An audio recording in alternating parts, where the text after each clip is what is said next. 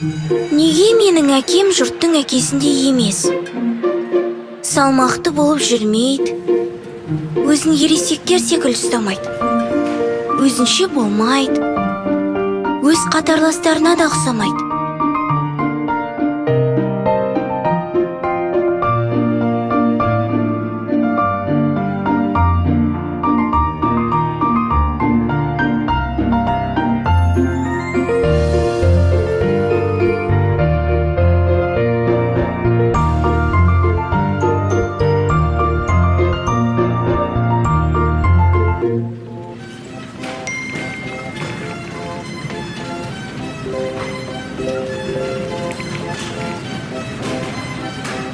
Мүмкін менің әкем шынайы шығар.